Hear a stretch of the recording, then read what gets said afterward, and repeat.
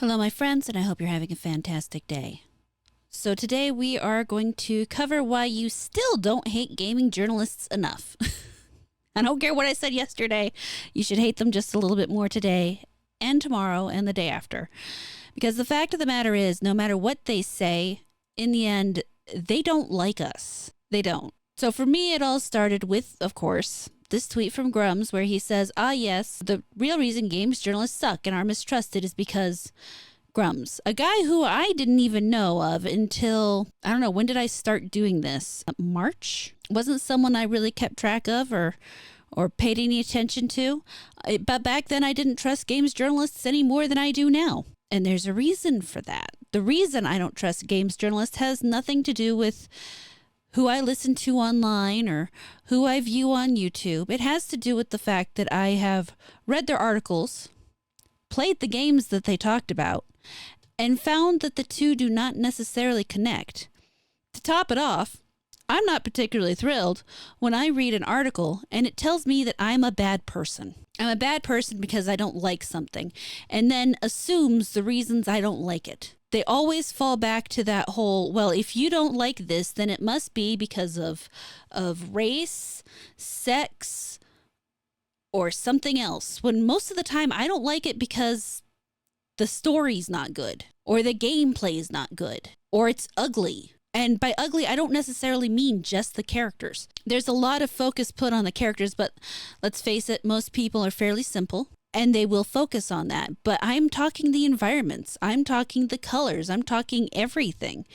It's just not something that I want to spend my money on and then spend time looking at, which when you're talking about a visual media is hugely important. So the tweet Grummz was referencing is this one from IFY, who says he's not sure he wants to talk about the whole thing in a thread or a video essay, but he says we've completely lost the recipes for legitimate journalism and criticism, and it's because of people like Grummz, so they can spread disinformation like this. Okay, so I'm going to try to remain calm and not yell just yet, because there's going to be plenty of yelling to happen later. Part of journalism is when you find bad information, you then break it down and demonstrate where it's incorrect.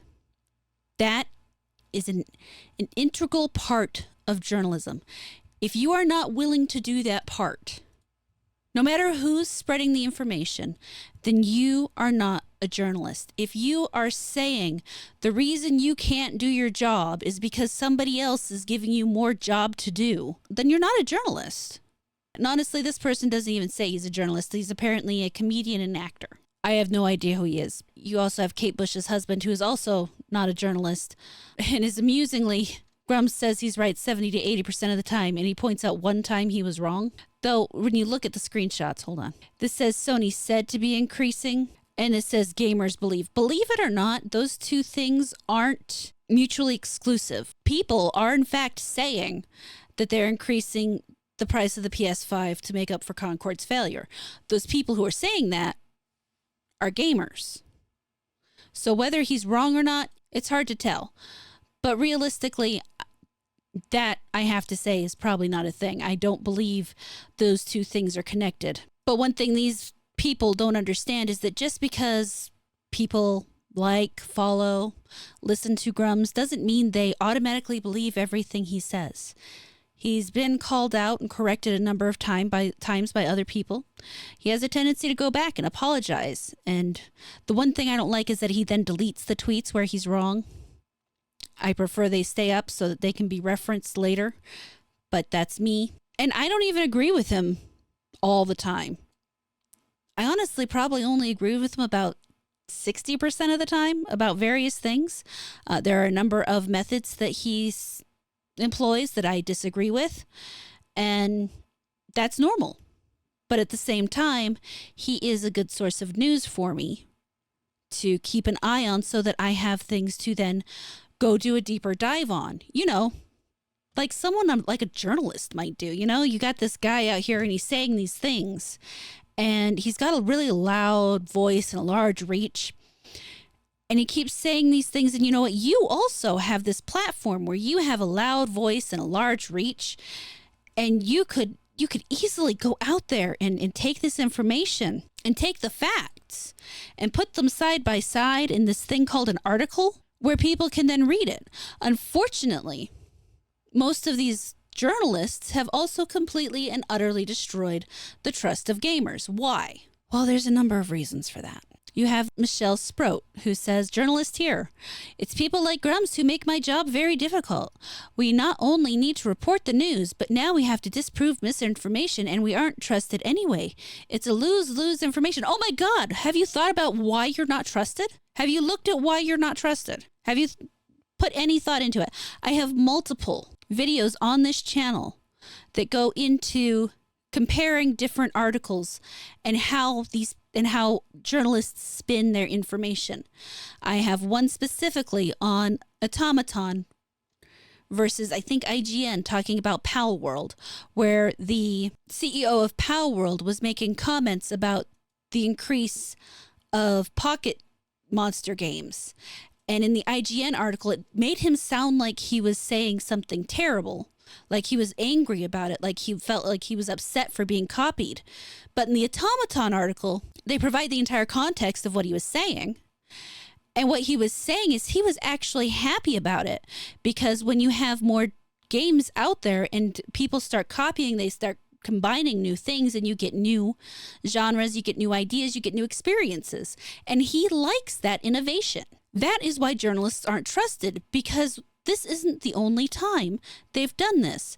Alyssa Mercante, not too long ago, did an interview with a game developer who was in trouble because he posted a poll asking about jiggle physics, and people attacked him for the jiggle physics because, whatever, sexism, I guess, or something, despite the fact he hadn't noticed people breasts bounce. It's what they do. Unless you're wearing specific bras to stop them, or you're flat-chested, they bounce. It's okay to include that in a game. It doesn't hurt anybody. But she went on to misquote him, and he tried repeatedly to try to get her to fix it, and she wouldn't. She wouldn't even acknowledge the fact that what she did was wrong. And you are once again to the point, why do people distrust journalists? Because they have, to this point, demonstrated they're not willing to tell the truth. In the course of starting this channel and looking at various articles, I'm getting more of a feel of there are journalists out there that I think I'm willing to trust. I don't have a list or anything yet. I might eventually put together a list. I'll be honest. I'm very bad at that kind of thing. And then there are other journalists where it's like, I know, I see their name and I automatically know what they're going to say before I even read the article, based on the title alone, because their title is created to produce anger and their article is written to back up that anger. It's why I've told people from the beginning to just ignore Alyssa Mercante, because the only thing she wants is anger and attention. She knows the more angry she makes people, the more attention that she will get. But to continue on this idea, you have Ariel Danon. I've been very quiet about discussing Grummz because I was scared. I don't have time to be scared. As a freelance journalist in this space, Grummz is dangerous. He spreads misinformation about my colleagues and the work that we do. He makes our job legitimately difficult. Echoing what some said in the original poster's thread about the fact that journalists need to report on news, review games, and talk about what's going on. Because of him and his minions, we are now actively working to combat the misinformation he's propagating. I may not have the time to be scared, but it doesn't mean I'm not worried every day. I'm sorry, but that is literally part of your job. If you see that happening, why are you over here whining about doing your job? Why? Please explain that to me. The fact is at this point, we don't trust you to report on the news. We don't trust you to review the games. We don't trust you to talk about what's going on. That's part of why YouTube is taking off so much as it is. That's part of why games journalism and ad revenue on their websites are dropping, because we go there and we know we can't trust you. It's not even just about people being paid directly for good reviews, despite the fact we have plenty of evidence that that happens all the time. But it's because they care more about getting the views and making the money than they do about honestly reporting. Yeah, I'm sure at some point I'll have someone coming to this channel saying, well, you're just here, you're a grifter, you're just making money. Hopefully I am making money. That would be great. But at this point, no, not really. If people wanted to sign up for the memberships, if they wanted to support me, great. If not, you know what? At least I get to yell. At least I get to get my thoughts out and say how I feel about this. Because that's the other thing, is they have absolutely no intent of accurately representing the people that they're upset with. When they write these articles, they absolutely ignore the idea that there is any honest criticism coming from the other side. They only ever focus on the idea of race, sex, or whatever else. They are so focused on those ideas that you can try to have a conversation and say, no, it's not that I dislike these people. It's that what they did here isn't good. They automatically assume that you think it isn't good because of race or sex. And it's like, no, I think it's not good because the writing is very childlike, because the game design is poor, because this puzzle is awful, because these visuals are nasty, because these colors are muddy. And you could give them all that, but they're always going to circle right back to, oh, you don't like women and minorities. And it's like, how do you get from what I said to there? And that's because they don't actually care about listening. If they made it sound even remotely like they had any kind of care for the people who aren't just the radicals, yes, there are people out there who hate these things based solely on race and sex. I am not going to be one of those people who denies that they exist, because they do. I have dealt with these people. I have been alive and on the internet long enough to recognize, yes, there are some of those people out there. They are not the majority. They are loud. They're often very annoying. But they're not the majority. The majority are people who just genuinely want good games. But they feel like in order to maintain their narrative, they have to pretend that the in-between doesn't exist. Now, it's something that I always watch out from the other side too. Because when the right, or when I hate calling it the right and left, because it's not always about right and left. But when the alternative point of view starts to do the same thing, they start to get into that same purity spiral, you have the same problems. You end up with the same problem eventually, just on the other side, and you have to keep fighting back and forth until people can actually sit down and learn, there's an in-between, and if we stay in the in-between, things are actually pretty cool. We're not going to actually fix the problem. We're just going to keep bouncing back and forth. And right now we're ping-ponging pretty fast. And despite the fact I really hate giving her attention, Alyssa Mercante, of course, provides yet again the perfect example of why I personally dislike games journalists. And she sums it up really in half a sentence. Mark Kern has consistently been outed on this app and elsewhere as peddling disinformation and or outright lies, several times by myself. But because he leapfrogs from manufactured issue to manufactured issue so fast, his baby-brained followers can't keep track. And that's literally what they think of all of us. They have no respect for us. They don't care about what we actually think or who we actually are, because we don't fall within their parameters. We don't fall in these nice little boxes that they think we're supposed to fall into. I would have known him from another guy on the street if it wasn't for the fact that this started happening and he got loud about things. And he understandably got loud about things because there is, despite what they try to tell us, issues that we can see with our own two eyes. They exist. They're there. We know because we experience them. We know because we see them. But they are way more interested in protecting their status quo than they are in any way trying to come to any kind of understanding.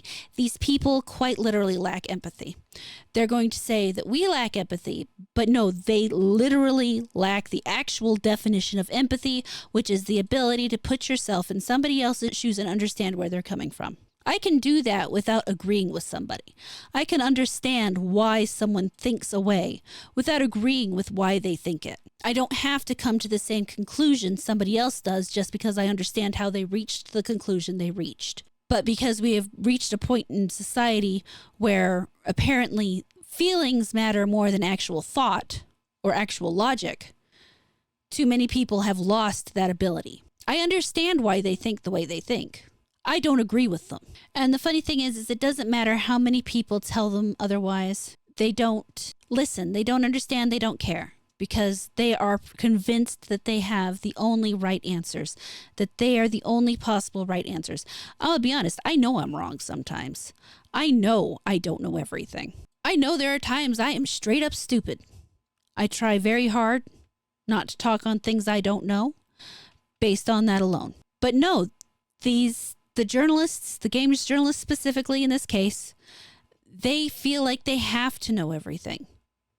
They feel like they are above other people, above everybody. So they have to know these things. They have to sell some kind of narrative to you that shows that they are obviously the superior beings so that you have someone to look up to, someone to guide you, which, I mean, on its face is ridiculous. And now we've circled to the point that Chinese nationalists and gamergaters are actually conspiring together to push the massive sales of a supposedly mediocre game. So apparently gamergaters are simultaneously so stupid that they can't follow a narrative spun by a deceptive game developer, and at the same time smart enough that they are going to get together with the Chinese nationalists and conspire to pump the numbers of a video game. Just to, I am honestly, actually, I'm not sure what the overall result is that they think that they're supposed to be aiming for. I guess maybe owning the liberals or something. I'm not sure. I don't know how this one works. The idea of where they're going here is very, very confusing. My big fat head's in the way. You can see here that on Metacritic, across 78 different critics, they've given Black Myth Wukong an 81. Apparently that's a mediocre game.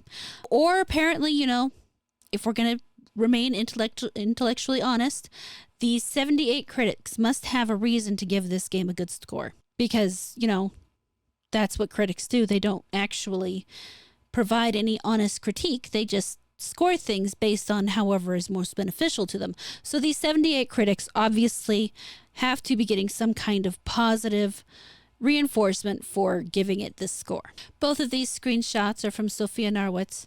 She says, even games journalists gave it an upstanding Metascore, and last I checked, they certainly weren't gamergaters. And while they may be commies, they also aren't Chinese nationalists. At least most of them aren't. I'm pretty sure there are a couple of Chinese nationalists on that list because back when I went over the reviews, there were a couple of Chinese sites that came up in it. Even last year and up to a number of months ago, when journos got early hands-on access, they absolutely praised it. Y'all built the groundwork for the hype machine. You can't just suddenly blame gamergaters because it's doing well upon release. And again, she's right.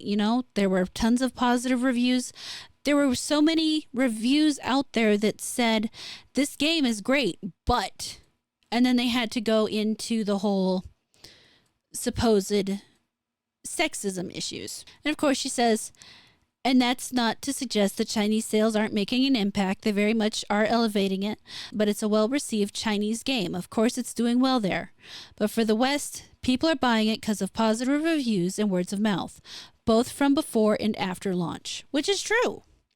Yes, this game has a slightly unfair advantage in that its target audience is a country with billions of people in it. And you have easily, out of the billions of people, you have a good 10 million gamers. And when you make a game good enough, it crosses barriers. It does that on its own without you having to put in false representation. And for me, I guess that's always the part where it circles back to.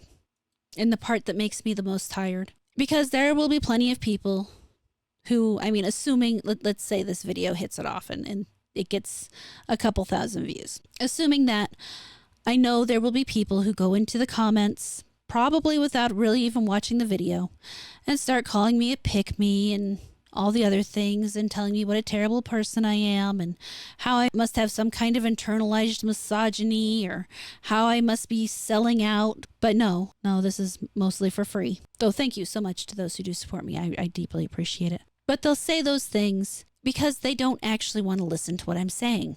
And they don't care about what I'm saying. And because of that, I won't even bother responding to those people personally. I know their back and forth. I've had the back and forth. I've had that back and forth on multiple scales and multiple ways. And I know the people who aren't willing to actually listen. I am here and happily willing to engage people who are willing to have an actual real conversation, who aren't listening to respond, but listening to understand. Because that is how we reach a better place, is by actually listening and understanding each other. But the absolute state of games journalism, multiple times today, it has been pointed out that it seems that they are realizing that there's numbers up. And if there's one thing that you can be sure of, is when a cornered animal realizes its time is up, that's when it fights the hardest. So I wouldn't anticipate this being over just yet. They still have some more punches to throw and some more things that are going to happen. But another thing I want people to keep an eye on is the fact that what's happening right now in gaming, specifically in the games that are coming out, is stuff that's been in the pipeline for years. I would say anywhere from 2 to, in the case of Concord, 8 years. So this is a thing that lags behind. Don't take your victories and think that we've got everything fixed, because the reality is what's coming up next has already started, and we won't know how it ends for a few more years. And I sit here and think about how I want to wrap this up, and all I can do is think about how angry I am about the fact these journalists want to focus on Grummz and his misinformation. What they don't seem to understand is if they focused on the things that actually mattered, if they focused on things like new games coming out that were funded by the government and happen to be Marxist training tools, I'm looking at you, Dustborn, instead of Grummz, people would be more likely to trust them, because you're giving us the information we want and the information we're looking for, instead of the information you think we need. Being a journalist is no different than being a video game developer, in that if you're not giving your audience what they want, they're going to leave you. And they're learning that the hard way. But all that said, all that poured out, hopefully that makes some sense. Let me know your thoughts. I'd love to hear where you agree, where you disagree. One of my favorite things about doing these videos is reading the comments, good and bad. I very much enjoy seeing what people think. And I do read all the comments, for the record. So you know what? Put them down below. Let me see what you think. Thank you so much for watching this video. I really hope you enjoyed it.